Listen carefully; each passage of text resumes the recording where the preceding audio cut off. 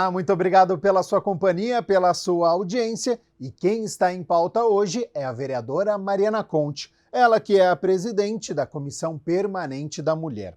E até o dia desta gravação, a vereadora já protocolou 2 indicações, 2 projetos, 4 requerimentos e 8 projetos que são as moções que nós vamos abordar ao longo do nosso programa. Vereadora Mariana Conte, muito obrigado pela disponibilidade do seu tempo, por ter aceito o convite para participar aqui do Em Pauta e de que maneira que a senhora avalia o trabalho até aqui, quando eu falo do que fora protocolado, do que fora discutido nas reuniões, como presidente desta comissão, as dificuldades. Seja bem-vinda. Olá, obrigada, Gabriel. É um prazer estar por aqui, conversando com vocês. Olha, Gabriel, a gente sabe que o trabalho aqui ele é sempre um trabalho bastante desafiador, né? Então, como você bem disse, tem aí vários projetos apresentados, que são projetos, indicações, requerimentos. Tem um pedido de abertura de uma CPI também, que nós estamos batalhando, que precisa de 11 assinaturas. Mas isso também diz muito a responder o que são as necessidades do que a gente está vivendo, né? Então, entendo que é sempre um desafio, mas a gente tem dado respostas aí para as questões mais importantes da conjuntura, né? A senhora citou a questão da CPI. Vamos iniciar então com este assunto, porque no mês de março, na reunião ordinária de número 14, a senhora falou sobre a criação da CPI, que é uma comissão parlamentar de inquérito da água. O que te preocupa e o porquê desta criação? Olha, eu apresentei o pedido de abertura da CPI porque eu estou muito preocupada com a situação dos rios da nossa cidade, né? Então, o Rio Capivari, o Rio Inhumas e outros ribeirões, né, que fazem parte da nossa cidade já não têm condições de abastecimento, porque seja por disponibilidade de água, porque a cidade chegou em torno, foram desmatadas as matas ciliares e o rio não consegue produzir água sem mata ciliar. Ou pela própria qualidade da água, enfim, porque você já teve aí muito contaminação das águas. Hoje, 100% do abastecimento de água de Campinas é do Rio Atibaia. E a liberação dos condomínios, empreendimentos imobiliários que estão acontecendo, e aí as pessoas podem ver pela cidade, né? Quer dizer, cidade tem obra de empreendimento pela cidade toda. Isso também está acontecendo na APA de Campinas, que é a área de preservação ambiental, e o efeito dessas obras já está sendo sentido sobre o próprio Rio Atibaia. Então, eu levantei o Santana da Lapa, por exemplo, que é um empreendimento imobiliário que está sendo construído e que criou-se um enorme canteiro de obras que toda vez que chove, a terra que vem lá do Santana, desse canteiro de obras, desce e cai no Ribeirão das Cabras, está assoreando o Ribeirão das Cabras, que é um dos afluentes do Rio Atibaia. Então, o que eu estou discutindo é um conjunto de legislações que permitir a expansão urbana na cidade de Campinas, seja recente, que afeta o Rio Atibaia, mas é importante a gente olhar para a expansão urbana que já foi feita lá atrás, que, por exemplo, transformou o Rio Capivari num rio que não consegue mais abastecer a cidade de Campinas. Isso foi devido à legislação e à expansão, à autorização da expansão urbana naquela região. E eu acho que é muito importante dizer que durante a discussão do plano diretor de 2017, que aconteceu aqui nessa casa, os estudos técnicos mostravam que não havia necessidade de expandir a cidade. Expansão urbana que eu digo é expandir a cidade em termos de território, porque é visível, né, para as pessoas que circulam pela cidade que existem vazios urbanos. Existem terrenos vazios dentro da cidade, dentro do perímetro urbano, ou seja, que já tem infraestrutura, serviços públicos, etc. e tal. Não há necessidade de expandir. Infelizmente, o que tem ditado a expansão é a especulação imobiliária.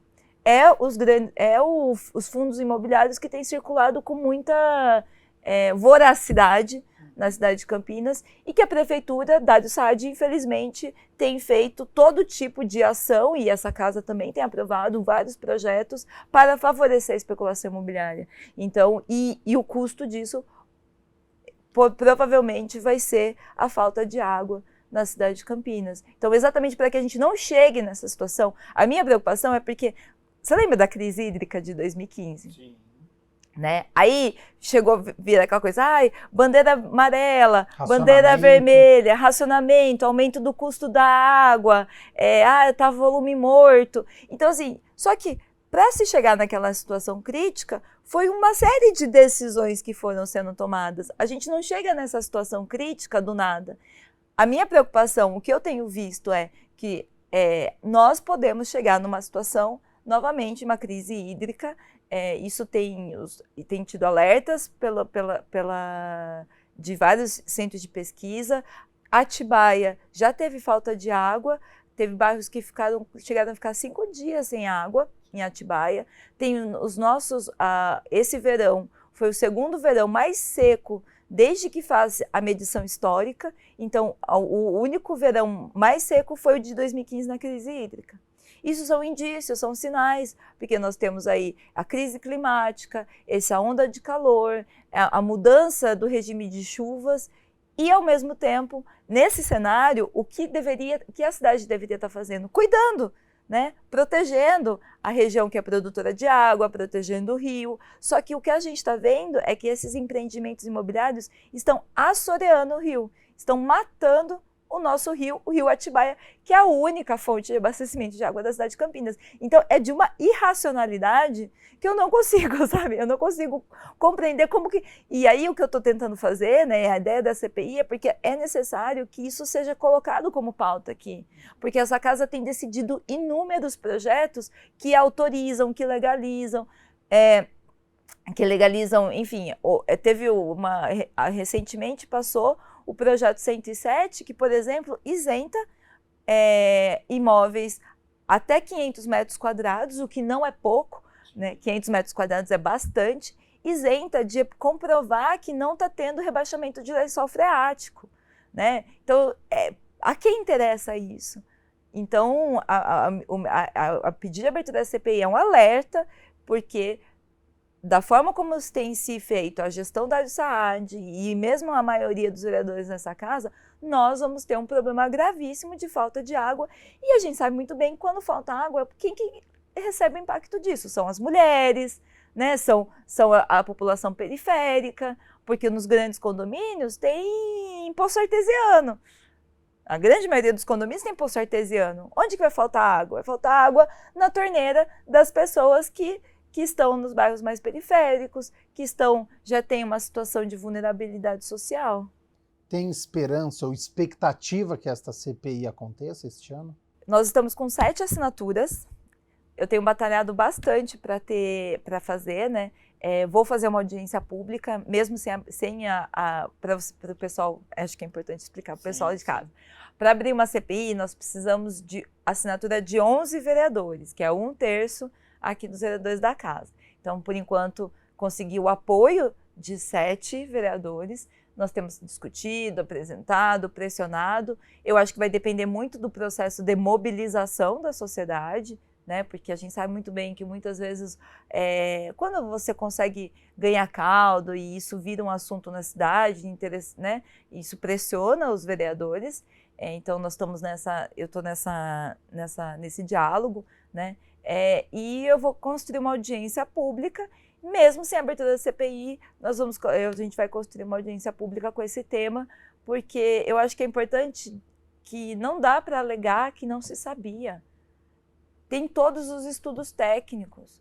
Todos os estudos técnicos apontam a não necessidade da expansão urbana, o impacto da expansão urbana sobre os rios e as águas da cidade. Então, se sabe, é conhecido. Tem se feito uma opção política de favorecer um setor econômico poderosíssimo. Nós sabemos que a especulação imobiliária é um setor econômico poderosíssimo, mas às custas do interesse público e do bem-estar do conjunto da população. Então, isso que assim, existe uma disputa sobre isso, né? Mas vamos continuar aí na luta. Eu acho que tenho esperança e convicção de que nós vamos conseguir abrir a CPI e também vamos conseguir aí. Eu acho que não é nem esperança, é necessário. Sim. É uma necessidade proteger a água da cidade. A gente está falando dessa questão que é ambiental, que é uma questão de saúde também da água. Então, eu já vou entrar neste assunto de saúde, porque no início deste ano a senhora protocolou um projeto de lei de número 39 que autoriza o fornecimento gratuito de repelente na rede pública de saúde para o combate à transmissão da dengue e também outras arboviroses aqui na cidade de Campinas. É preocupação com os casos aqui na cidade, já ultrapassando a casa dos 40 mil?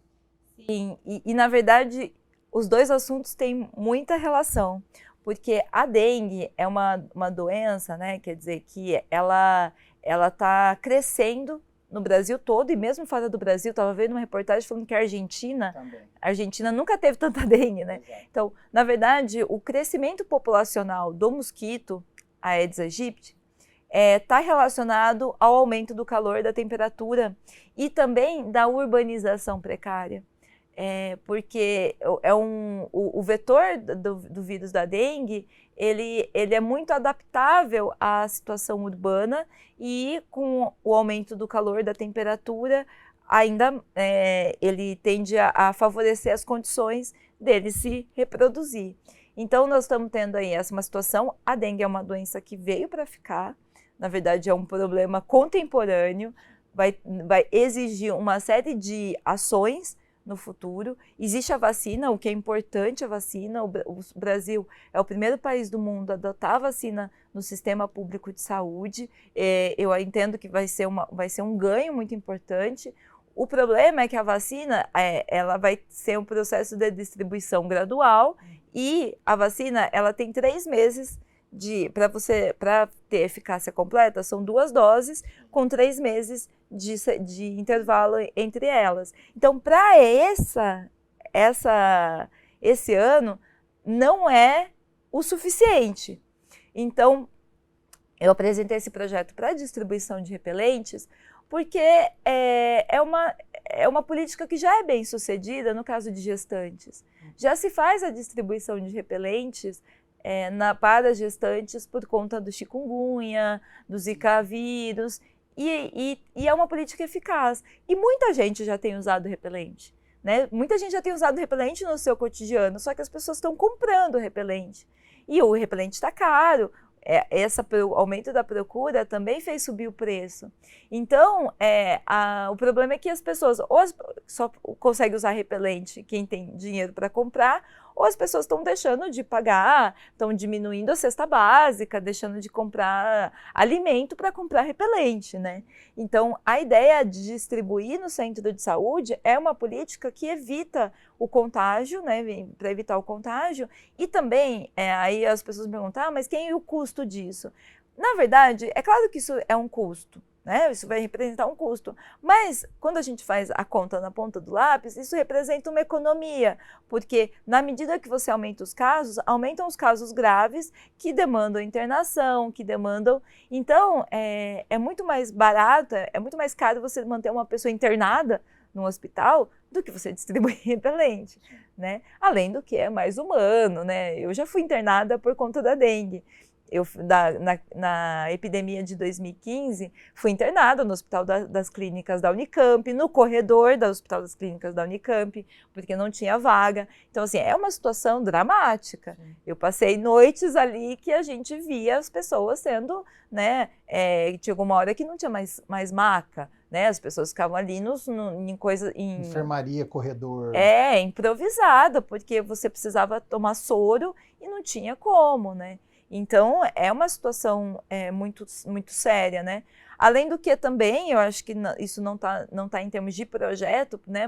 Porque não cabe projeto sobre isso, mas nós temos feito uma pressão, eu tenho feito uma pressão e cobrado muito a prefeitura, porque precisa recompor os quadros dos centros de saúde. Os centros de saúde da cidade de Campinas estão sucateados, faltam enfermeiras, técnicos de enfermagem, farmácia, enfim, tem os funcionários, tem muita gente que se aposentou, gente que, enfim, saiu por algum motivo. e essas equipes não têm sido contratadas e repostas, né? O prefeito anunciou que vai deixar um centro de saúde por região aberto nos finais de semana, mas isso, na verdade, você vai aumentar a carga horária dos trabalhadores, mas não está aumentando os trabalhadores, né? E a gente já viu na pandemia, a pandemia do Covid-19 tem que servir como ensinamento para nós, né? Quer dizer, os trabalhadores da saúde que estão na linha de frente, se eles adoecem, quem cuida? Né? Então, esse aumento da sobrecarga, então agora tem a vacina da gripe, a vacina da dengue, que, né, vai vir para Campinas, o cuidado com a dengue, o coronavírus e todos os outros procedimentos. Existe uma sobrecarga muito grande sobre os trabalhadores. E a gente tem uma parte dos centros de saúde sem dar conta, né? E a população fica brava, é claro, a população fica brava. Você chega no centro de saúde, você não consegue atendimento. Mas, geralmente, a indignação recai sobre o trabalhador que está ali. Só que o trabalhador que está ali também está segurando um monte de situação, porque não tem equipe suficiente, porque você tem que fazer visita nas casas, não tem agentes de controle ambiental, os agentes de saúde estão sobrecarregados, tem muita denúncia de pressão, assédio moral para desvio de função, pressão para que o trabalhador assuma uma função que não é dele, né? Então, essa é a situação. A distribuição de repelentes é importante e é urgente a recomposição dos quadros no centro de saúde, revertendo o processo de terceirização, porque nos últimos anos a prefeitura optou por terceirizar, entregar a gestão das UPAs e hospitais para o setor privado e os centros de saúde estão aí, né, abandonados. O projeto ainda cita que essa distribuição ficaria a cargo da Secretaria Municipal de Saúde, teria que respeitar os grupos prioritários, que são as gestantes, crianças de até 5 anos de idade, idosos com mais de 70 anos, pessoas com doenças crônicas, população de área considerada de alto risco epidemiológico. Vereadora, a gente segue aqui conversando sobre aqueles projetos que são protocolados, que estão tramitando aqui no Legislativo, para que depois, sendo aprovado e sancionado pelo prefeito, ele vira lei na cidade de Campinas. Uma outra proposta, um projeto de resolução da senhora, quer instituir a tribuna livre para mulheres aqui na Câmara. Seria um espaço para as mulheres utilizarem a tribuna. Para quem assiste reunião ordinária, vê vocês falando ali na tribuna, tem 5 minutos, seria algo parecido, é para dar um espaço, seria um tema livre, ela teria que falar antes, marcar presença, como que seria este projeto? Olha, muitas câmaras municipais têm esse expediente da tribuna livre, que é o momento, durante as sessões plenárias, em que qualquer munícipe pode se inscrever, escreve junto à presidência da Câmara, a própria Câmara, as câmaras, elas criam canais de inscrição e as pessoas podem usar a tribuna, né? Eu apresentei, porque já existem projetos dessa natureza que já tramitaram aqui na Câmara de Campinas e nunca foram aprovados, né? Mas aí eu apresentei essa criação dessa tribuna livre para as mulheres. Porque se a gente está falando, né? A gente está falando, olha, as mulheres são minoria, embora sejam a maioria da população, sejam responsáveis por muitos elementos fundamentais da cidade, né? Cuidado das crianças, são maioria, né? Algumas profissionais da área da saúde, a maioria são mulheres, né? Então, ou seja, nós mulheres temos um papel relevante na sociedade campineira, né? E somos minoria, somos subrepresentadas, né? Nós temos hoje 4 mulheres, na legislatura passada eu era a única mulher, ou seja, nós temos ainda estamos muito abaixo da representatividade feminina. E aí eu fiquei pensando, como fazer para isso sair do discurso, né? E ser de fato, realmente, medidas que incentivem a participação política, a visibilidade, incentivem que as mulheres tenham espaço para elas poderem se expressar, para elas poderem estarem levantando as suas demandas, né?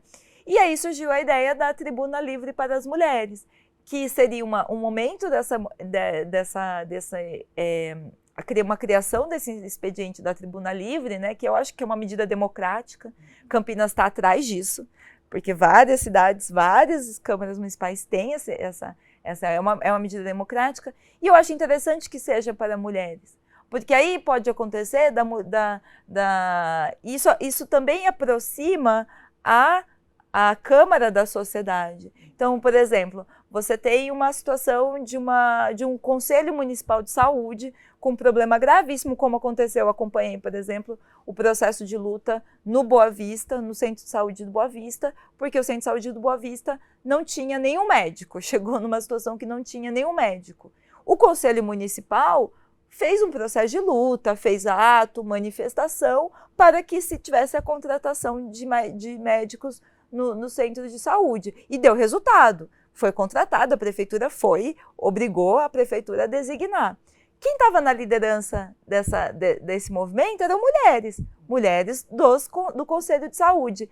Seria o caso delas terem um espaço para apresentarem para a cidade que existe a luta, a demanda do Conselho Municipal, do Conselho Local de Saúde do Boa Vista. Então, esse seria um exemplo concreto de como funcionaria. Eu entendo que isso ampliaria a participação política das mulheres, isso legitimaria mulheres que já estão fazendo luta, que já estão fazendo briga, e seria uma medida democrática que poderia aproximar a Câmara da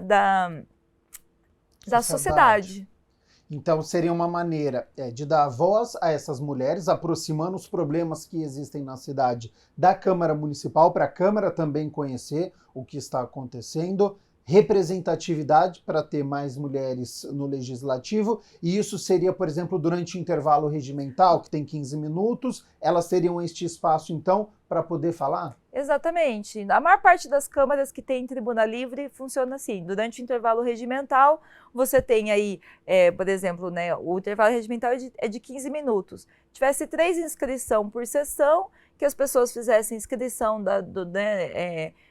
você poderia colocar alguns critérios, aí, né, uma vez aprovado, a gente teria que discutir como fazer, mas que a pessoa fizesse a inscrição, apresentasse qual é a pauta que ela vai discutir. Acho que tenho uma preocupação na hora, né, uma vez se o projeto for aprovado, nós precisamos criar alguns regramentos, por exemplo, de não ofensa, que fica proibido falas desrespeitosas do ponto de vista, né, de machismo, de racismo, de LGBTQI a mais fobia, de xenofobia, de preconceito religioso. Isso eu acho que porque não podemos admitir esse tipo de atitude. Mas fora isso, que as pessoas pudessem vir expressar as demandas e as lutas, enfim, né? A partir desse processo de inscrição. Uma liberdade com direitos, com regras, como acontece na sociedade. Né? Como claro. Precisa ser, né? O ideal seria isso. Ter liberdade, mas, claro, sempre respeitando. Com respeito coletivo, né? Exatamente. Vereadora, a gente já está encaminhando para a reta final, mas tem 2 assuntos ainda que eu quero abordar com você. O primeiro, qual que é o objetivo de um projeto de lei complementar que altera os critérios para a contagem de tempo como período aquisitivo necessário para a concessão de benefícios estatutários aos servidores públicos municipais? Na verdade, esse é um projeto que ele visa corrigir uma das maiores injustiças que já fizeram, que foi a interrupção da contagem do tempo para benefícios durante a pandemia. Os servidores públicos foram fundamentais durante a pandemia. Eu falo da pandemia porque eu acho que a gente precisa sempre lembrar do que aconteceu, porque isso tem que ser elemento de ensinamento coletivo para a sociedade brasileira, né? Durante o período da pandemia, os servidores públicos da saúde, assistência, educação, segurança, na verdade, segurança e saúde já teve a recomposição, né? Ficou ficou assistência e educação fora dessa recomposição. Tiveram a contagem de tempo interrompido. Então, para quinquênio, para fins de vários de benefícios, tiveram a interrupção. Mas eles trabalharam. Então, é uma injustiça. Como é que você tem um trabalho fundamental, essencial, numa situação de grave crise, numa situação em que as pessoas colocavam em risco as suas vidas, não sabiam, né, com criança dentro de casa, enfim... Situações adversas e trabalhando. E esse tempo não está sendo contado, né? Foi durante o governo Bolsonaro, na época, né? Ele interrompeu a contagem do tempo, né? Então, a proposta, e aí o que isso tem sido feito em muitos municípios, é que no município de Campinas essa injustiça seja corrigida, né? Que a prefeitura considere para os servidores públicos municipais o tempo trabalhado. Isso é uma coisa, um elemento, porque isso impacta várias... por exemplo, nós temos audiências públicas aqui e os trabalhadores vieram comentar que isso está impactando, inclusive, a aposentadoria, né? Porque você tem quinquênios aí que não foram incorporados, né? Tem uma série de benefícios que, na cadeia, acabam impactando o valor da aposentadoria, o tempo da aposentadoria, enfim. Então, é uma injustiça que precisa ser corrigida, porque muito se falou do agradecimento, né? De como, mas agradecimento ele precisa ser, claro, nós somos muito agradecidos, e eu acho importante todo tipo de homenagem, mas o agradecimento ele precisa ser acompanhado de uma justiça material. Não só em palavras. Não só em palavras, né? Então, assim, é muito fácil. Assim, legal, valeu, obrigada. Obrigado pelo que você fez. Obrigada pelo que você fez, mas, esse tempo aqui não vai contar para você. Isso né? Não dá para ser assim. E o último tema, vereadora Mariana Conte, que está em pauta, é um projeto de lei complementar, esse de autoria do Poder Executivo, que está tramitando no Legislativo, sobre a concessão de jornada especial de trabalho aos servidores públicos da administração direta do município de Campinas, que tenham sob dependência pessoas com deficiência, e a senhora propôs uma emenda aditiva nesta proposta. Então, esse projeto é um projeto que está tramitando, né? Projeto sobre a questão da redução da jornada das pessoas com deficiência. Na verdade, você já tem uma lei federal que pessoas com deficiência, pessoas que são cuidadores de pessoas responsáveis de pessoas com deficiência. Tem uma lei federal e o Supremo Tribunal Federal determinou que fosse cumprida também nos municípios, caso não tivesse legislação própria. Aí a prefeitura apresentou uma legislação própria, mas essa legislação que a prefeitura apresentou reduz o benefício, né? Então, vou voltar um pouco para explicar para as pessoas poderem entender. Claro. Pessoas com deficiência, tem uma campanha que eu acho bem interessante, chama Você é Minha Dupla. É um coletivo, principalmente de mães, porque geralmente são as mães que lutam, né? Eu falo que mãe de pessoa com deficiência é faca no dente e vai à luta porque é uma batalha, né? E Você é Minha Dupla tem a ideia de que a pessoa que cuida de uma pessoa com deficiência é a dupla de alguém, né? Porque dependendo do grau da deficiência, dentro do espectro, autismo ou outros tipos de deficiência, a pessoa precisa muito dessa pessoa que cuida, né? Precisa de uma demanda muito grande. É uma demanda enorme. E aí a gente vê o relato do cotidiano é muito intenso, porque você tem terapias, porque você imagina, né? Quer dizer, principalmente no caso de deficiência intelectual, né? Quer dizer, que eu acho que é o caso que a gente tem visto mais. Você sabe que se seu filho passar por uma série de terapias, ele pode ter uma vida autônoma. Não é uma questão de não conseguir ter uma vida autônoma, mas principalmente nesse momento da infância, é fundamental que ele seja estimulado a ter essa vida autônoma. E uma mãe sempre quer que o filho tenha uma preocupação com o filho, que quer que o filho tenha uma vida autônoma, consiga, né, ir frequentar a escola, ter um trabalho. Se desenvolva. Então, nesse momento, existe uma pressão muito grande, uma cobrança, uma autocobrança muito grande, uma cobrança da sociedade, porque toda a responsabilidade do cuidado com aquela criança com deficiência fica sobre a família, né? E a ideia da redução de jornada é para que a família, né, os responsáveis, consigam dar conta dessa demanda. Muitas pessoas que estão nessa luta são da área da educação e falam, olha, eu cuido dos filhos dos outros, mas eu tenho pouco tempo a cuidar do meu filho, né?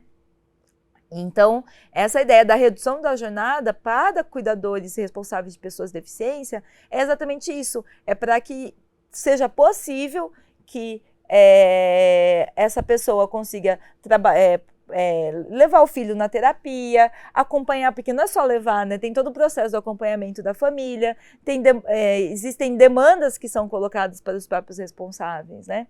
E aí a ideia disso no serviço público é como um exemplo mesmo, né? Porque isso pode ser, o poder público pode dar o exemplo para outras, por exemplo, o setor privado, porque esse cuidado que esses responsáveis têm das pessoas com deficiência, ele é um cuidado para a sociedade, não é só para o seu filho, para a sua família, é um cuidado para a sociedade, porque uma pessoa com deficiência que tem esse estímulo, ela vai ter a possibilidade de autonomia, de se desenvolver, de ter o seu trabalho, etc.